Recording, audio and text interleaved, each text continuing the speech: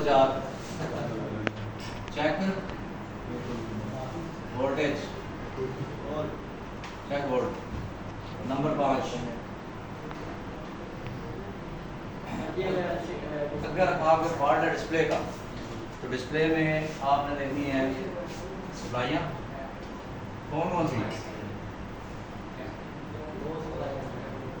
सप्लाइयाँ कौन कौन सी। हाँ जी आप बताएं, कल डिस्प्ले किया था, कल डिस्प्ले किया था सप्लाइयाँ कौन सी।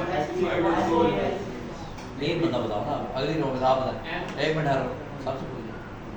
हाँ जी कोई पता नहीं। हाँ जी आप सप्लाइयाँ कौन सी देखनी है डिस्प्ले में आता हो, कोई पता नहीं। हाँ जी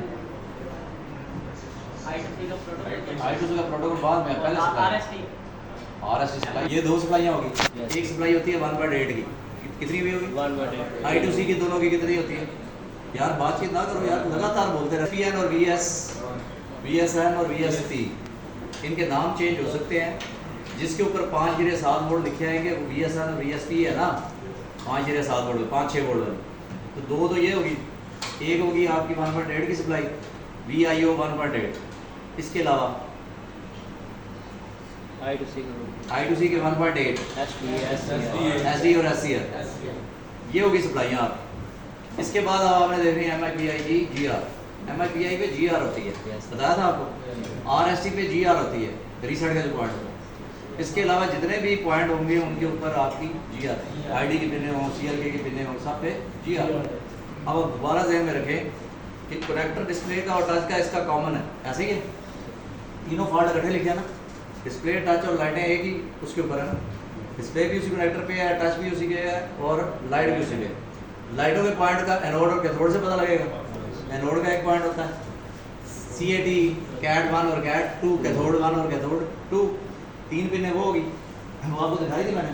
CRM में तो चुनाई जरा 6S का एनोड 1 यानी कैथोड 1 K1 और दूसरा ऊपर वाला ये एनोड आ गया, इसकी 486 है, नीचे वाले की कितनी 600, कैथोड 2 की भी 600 है, ठीक है। तो लाइटों का अगर इशू आएगा तो आपने इनको देखना है। इसमें फॉल्ट आता है, कॉमन फॉल्ट आप सुनो जरा।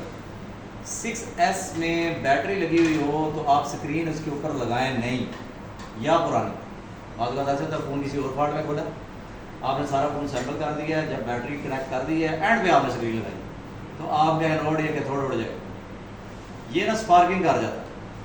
और 6S बदनाम ज़माना फ़ोन है कि जब भी इसकी बैटरी लगी हो और LCD लगाए ना तो इसका एनोड या कैथोड उड़ जाएगा। इसके पीछे उड़ेगा क्या, एक कॉइल, पीछे देखें कॉइल है क्या, ये देख रहे हैं कॉइल लगी हुई है इधर, एनोड के पीछे देख रहे हैं, थोड़ा सा बहुत ये 2 कॉइलें देखें इधर रेड हुआ, ये 2 कॉइलें देख रहे हैं, ये वाली जरा जूम कर, ये F लिखा ना, FL, L मतलब कॉइल, तो एक एनोड की है और एक कैथोड की है। इन 2 कॉइलों में से एक उड़ जाएगी या तीसरे कैथोड की एक कॉइल उड़ जाएगी, तीनों में से सिर्फ एक कॉइल उड़ती है। जो बैटरी लगी के ऊपर आप LCD लगाएंगे, बैटरी ऑन हो, चार्ज हो और आप LCD लगाएं, LCD का कनेक्टर लगाते हुए स्लिप होता है ना, थोड़ा इधर उधर होता है, थोड़ा बहुत इधर उधर, बिल्कुल सीधा फिक्स आ जाए तो बच जाता है, लेकिन ऐसा होता नहीं।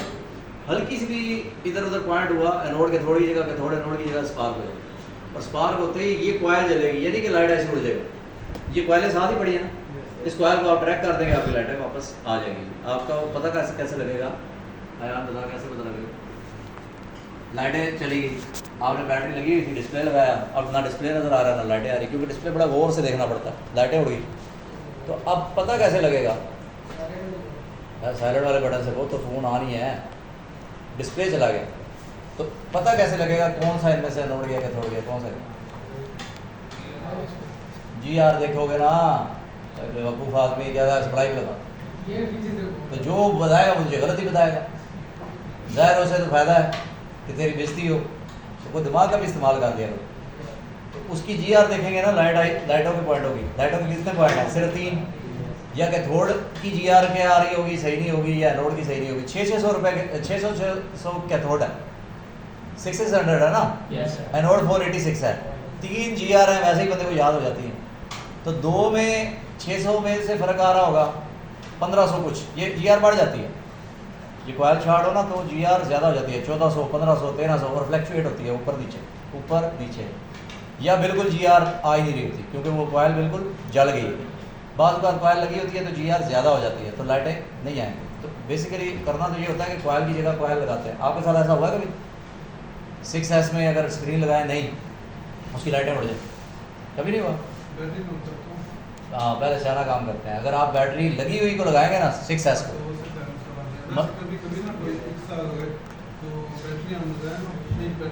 बोले नहीं वो रुकर हो जाएगा।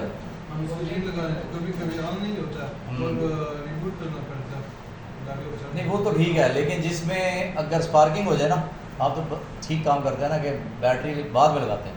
तो इधर मैकेनिक ऐसे हैं कि बैटरी पहले लगा देते हैं। 6S में बैटरी लगाएंगे तो मसला आ जाएगा, ख़ासतौर पे 6S में, 6S प्लस और 6S दोनों में इनमें प्रॉब्लम आ जाता है, ख़ासतौर पे 6S में। तो आपने ये ध्यान में रखना कि बैटरी लगाते हुए ये ख्याल करना है कि ये लाइट उड़ सकती है। और ज़्यादातर जो मैकेनिकों के पास अक्सर होता है ना, पार्ट्स वालों के पास जाता है स्क्रीन लेने कस्टमर, तो वो पार्ट्स वाली स्क्रीन लगाता है, वो कनेक्टर की इतनी प्रैक्टिस नहीं ना होती, तो बैटरी लगे को लगाता है तो वो कहता है होने मैकेनिक को ला जाए तो कोई स्क्रीन नहीं है। अब वो अपने ज़िम्मे तो नहीं ना लेगा, पता तो उसे भी लग जाता है, पर जो स्क्रीन का नहीं रोला थोड़े साइड का रोला मैकेनिक को लाए। अब वो मैकेनिक के पास आता है, मैकेनिक भी ज़ाहिर है अपनी स्क्रीन दूसरी लगा के देखता है, या फिर वो जी आर सियाना मैकेनिक है तो वो जी आर देख लेता है, तो पता लग जाता है। हमारे पास जो 6S आए ना, हमें पहले ही पता होता है इसकी कॉयल उड़ गई, क्यों? वो कहता है जी स्क्रीन है तो कोई नहीं आ रही, तो पता लग जाता है बैटरी किसी ने लगी पे स्क्रीन लगाई है तो वो कॉयल जल गई। तो इन तीनों में से एक कॉयल जली होगी। वैसे कि एनोड जलता है, कौन सा जलता है? कैथोड नहीं जलते, एनोड ही जलता है, 2 नंबर और कैथोड जलते नहीं है, एनोड जलता है। क्योंकि एनोड के पीछे क्या है? डायोड। एनोड के पीछे क्या है? कॉयल। एनोड के पीछे क्या है? आईसी। और इसके ऊपर करंट भी ज़्यादा होता है, इसीलिए इसी की स्पार्किंग की वजह से मसला होता है। तो लाइट के ये पॉइंट हो गए C2 एनोड और C1, ये लाइट के हो गए। लाइटों में बस इतना ही देखना ना, बाकी तो फिर ये बैक साइड पे डायग्राम देखेंगे। तो लाइट सेक्शन का डायग्राम बड़ा लंबा चौड़ा है, तो इसको ज़रा नज़र मार लेते हैं। अगर बैक साइड पे जाए तो यार लाइट सेक्शन को नहीं, कैपेसिटर की नीचे वाली मोटा कैपेसिटर दे रहा है, सबसे मोटा कैपेसिटर रेड वाली जहाँ पे नज़र आ रही है, उस कैपेसिटर से एक जंपर लेंगे, कितना लगाएंगे? हाँ जी, कोई बताए? उस कैपेसिटर से एक जंपर लेंगे, कहाँ पे लगाएंगे? कहाँ पे लगाएंगे? टेस्ट पॉइंट लगा, बहुत अच्छे।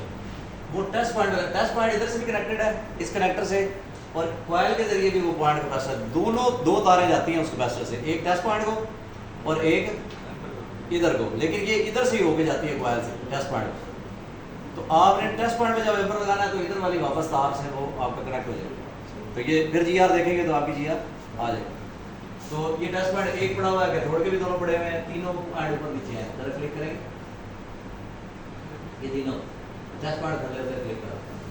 एक ये है नीचे वाला टेस्ट पॉइंट, उसी के नीचे वाला ये देखिए, ये दूसरा आ गया, ये तीसरा देखिए, तीसरा भी है, तीनों आ गए।